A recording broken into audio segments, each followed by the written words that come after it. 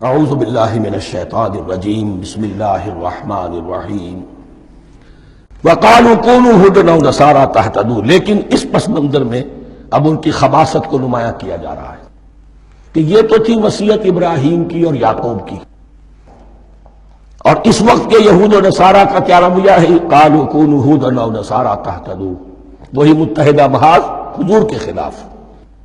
یا تو یہودی انہوں نے کہا کہ یا یہودی ہو جاؤ یا نصرانی تو ہدایت پر ہو جاؤ گے۔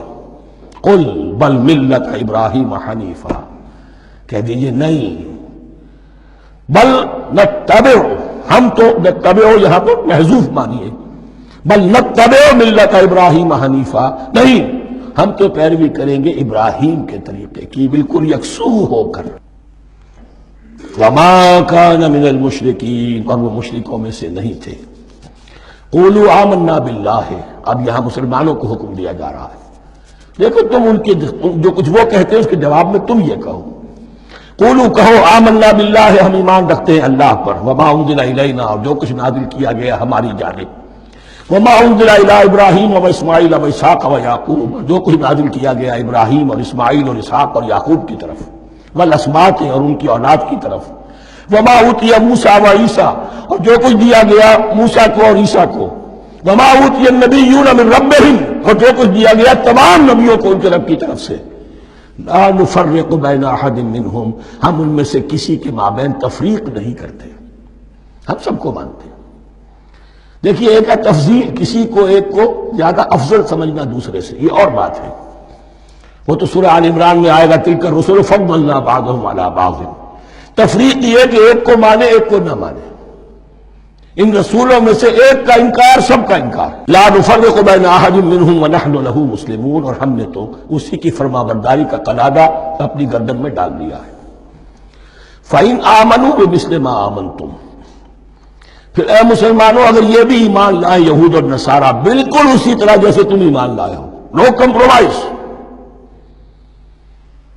ٹھیک ٹھیک وہی دین اختیار کریں، وہی راستہ جو کہ محمد کے ذریعے سے تمہیں دیا گیا صلی اللہ علیہ وسلم۔ فَإِنْ آمَنُوا بِمِثْلِ مَا آمَنْتُمْ بِهِ فَقَدْ اهْتَدَوْا، تب وہ ہدایت پر ہوں گے۔ وَإِنْ تَوَلَّوْا، اور اگر وہ پیٹھ موڑ لیں، فَإِنَّمَا هُمْ فِي شِقَاقٍ، تو اس کے معنی یہ ہیں کہ وہ زدم زدہ میں اور دشمنی کے اندر وہ مبتلا ہو چکے ہیں۔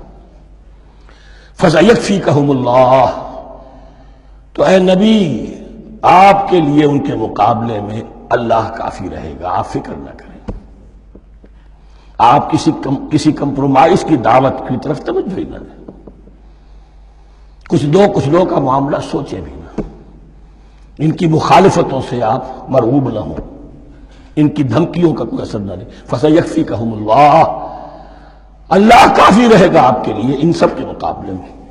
وَهُوَ السَّمِيعُ الْعَلِيمُ، اور یقیناً وہ سب کچھ سننے والا اور جاننے والا ہے۔ ایسا نہیں ہے کہ اسے معلوم نہ ہو کہ آپ اس وقت کن حالات میں ہیں، کیسی مشکلات میں ہیں، کس طرح کی نازک صورتحال دن بدن جو ہے شکل بدل رہی ہے، لیکن آپ قائم رہیں۔ یہ ہے جگہ جہاں پر خون پڑا ہوا ہے، اس نسخے میں جو حضرت عثمان تلاوت فرما رہے تھے، اور اس وقت باغیوں نے انہیں شہید کیا ہے۔ ان کی زوجہ محترمہ نائلہ، انہوں نے بچانا چاہا ہے تو ان کی انگلیاں کٹ گئیں، اور خون جو ہے وہ فَسَيَكْفِيكَهُمُ اللَّهُ، ان الفاظ پر وہ خون پڑا ہے، وہ دم اب بھی موجود ہے۔ وَهُوَ السَّمِيعُ الْعَلِيمُ، اور وہ سب کچھ سننے والا اور جاننے والا ہے۔